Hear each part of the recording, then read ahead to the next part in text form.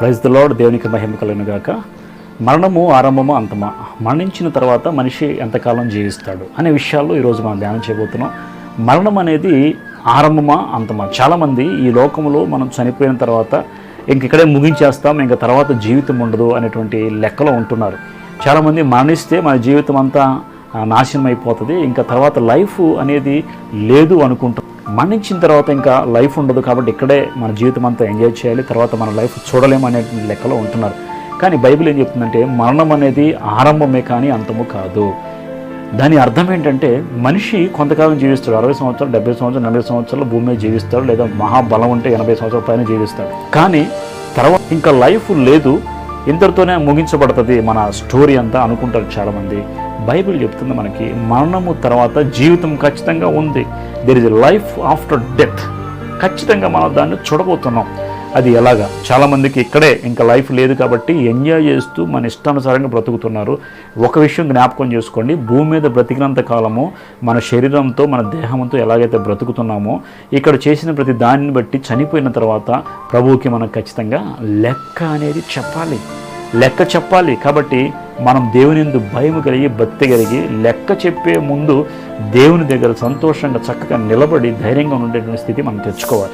అయితే ఇప్పుడు మనిషికి మరణం అనేది ఆరంభమా అంతమా అంటే ఆరంభం మాత్రమే. ఇప్పుడు ఒక ఎగ్జామ్, 10th క్లాస్ ఎగ్జామ్ రాస్తే ఇంటర్మీడియట్లో ప్రమోషన్ వస్తుంది.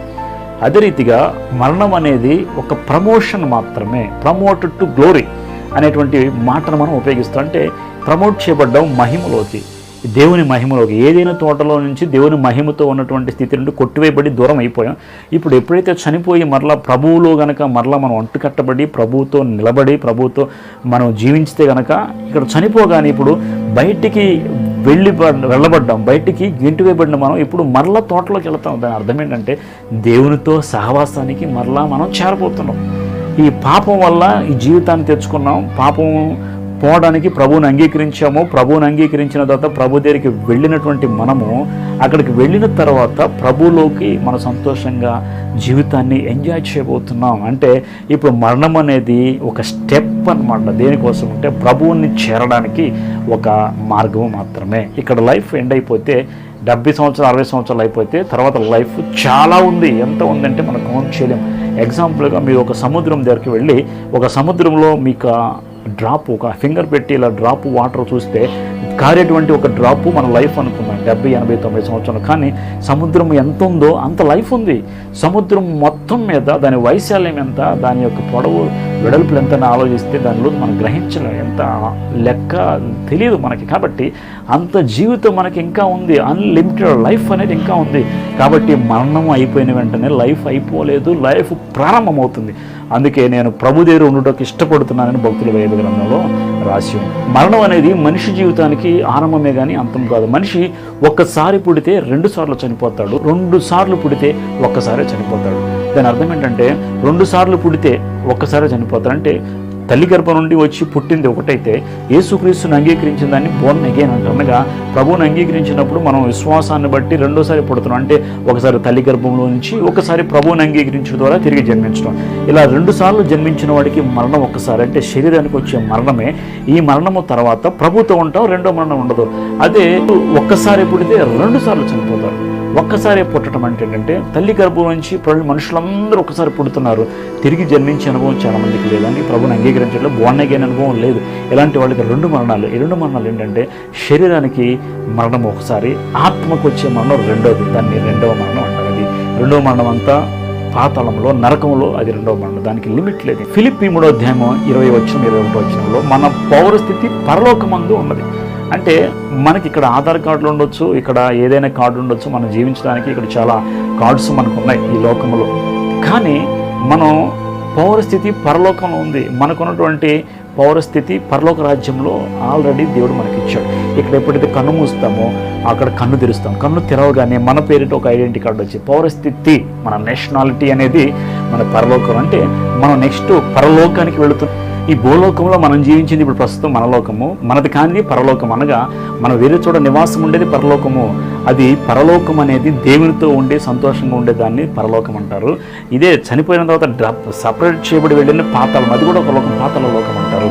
అయితే పరలోకములో మన పౌరస్థితి ఉంది. అంటే చనిపోయిన తర్వాత మనం పరలోకంలో జీవించం. ఫిలిప్పీయులకు రాసిన పత్రిక 1వ అధ్యాయము 21వ వచనం చూస్తే, నా మట్టుకైతే బ్రతుకుట క్రీస్తే, చావైతే లాభము.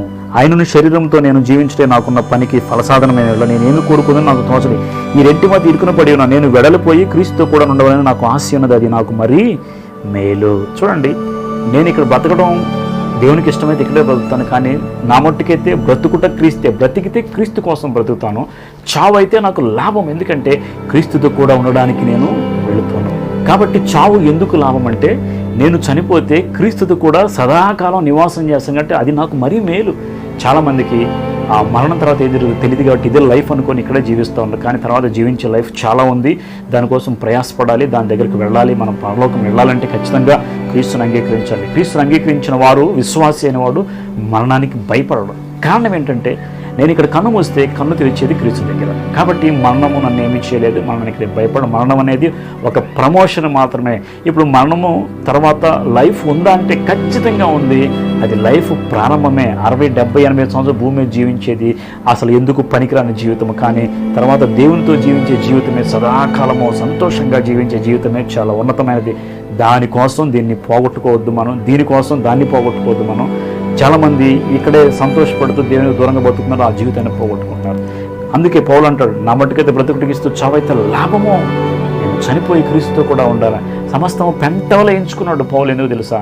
ఇక్కడ ఇవన్నీ కూడా సంతోషం ఇచ్చేవి కాదు, నేను దేవునితో ఉండేదే నాకు సంతోషం ఇచ్చేది. కాబట్టి క్రీస్తుతో కూడా ఉండాలని, వెడలిపోవాలని నాకు ఆశగా ఉందని పౌలు చెప్తూ ఉంటాడు. 2 కొరింథీయులకు రాసిన పత్రిక 5వ అధ్యాయం 7వ వచనంలో ఈ విధంగా రాయబడింది, కనుక ఈ దేహములో నివసించున్నంత కాలం ప్రభువునకు దూరముగా ఉన్నామని ఎరిగియుండి ఎల్లప్పుడూ ధైర్యము గలవారమై ఉండుము. ఇట్లు ధైర్యము కలిగి ఈ దేహమును విడిచిపెట్టి ప్రభువునొద్ద నివసించుటకు ఇష్టపడుచున్నాము. ప్రభువునొద్ద నివసించడానికి ప్రభువుకి దగ్గరగా మనం లేవు, కానీ దూరంగా, ఈ దేహముతో ఉన్నంతకాలం ప్రభువుకు దూరంగా ఉన్న ఆయన పరలోకముందులో మనం ఇక్కడ ఉన్న మనలో ఆయన నివాసం చేస్తున్నాడు.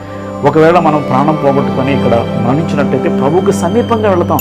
కాబట్టి ఈయనేమంటున్నాడంటే, ధైర్యం గలవారమై ఈ దేహమును విడిచి ప్రభు యుద్ధకు నివసించుటకు ఇష్టపడుచున్నాము. అంటే దీని అర్థం ఏంటంటే, ప్రభు దగ్గర నివసించే జీవితం ఉంది, మరణం తర్వాత ఇంకా లైఫ్ ఉంది. ఆ లైఫ్ చాలా కాలం ఉంటుంది. దాన్ని మనం సంతోషంగా ఎంజాయ్ చేయాలంటే, సంతోషంగా సమాధానం ఉండాలంటే ప్రభువుని బట్టి మాత్రమే మనం ఉండగలం. ఒకవేళ ప్రభువు లేకుండా నువ్వు చనిపోతే, నువ్వు చనిపోగానే నరకానికి వెళ్ళిపోతావు. దీన్ని మనం ఎలా చెప్పగలమంటే, ధనవంతుడు లాజరు ఉన్నాడు. ధనవంతుడు ప్రభువుని అంగీకరించలేదు, క్రీస్తుని కలిగి ఈ ధనమే జీవితం శాశ్వతం అనుకున్నాడు, చనిపోయాడు. కన్ను మూయగానే పాతాళానికి వెళ్ళిపోయి ఆ పాతాళంలో బాధపడుతున్నట్టుగా లోకస్వార్త 16వ అధ్యాయం మనం చదువుతాం. అలాగే పేదవాడైన లాజరు, మరి ఆయన బ్రతికంతకాలం నీతిగా బ్రతికి ఉండవచ్చు, క్రీస్తుని అంగీకరించవచ్చు, దేవుని ఎరిగి ఉండవచ్చు. కాబట్టి అతను చనిపోగానే దేవదూతలు వచ్చి అతను తీసుకొని వెళ్ళారు పరలోకానికి అన్నట్టు మనం చూస్తున్నాం. కాబట్టి ఇక్కడ మరణం రాగానే, కన్ను మూయగానే మన కన్ను తెరిసేది పరలోకం రాజ్యంలో కానీ నరకం. కాబట్టి మరణించక ముందే మనం ప్రభువుని అంగీకరించి మన మార్గాన్ని సుగమం చేసుకుంటే ఖచ్చితంగా ప్రభుత్వం సదాకాలం సంతోషంగా మనం జీవించగలము. కాబట్టి ఆఫ్టర్ డెత్ లైఫ్ ఉందా లేదా అంటే ఖచ్చితంగా ఉంది.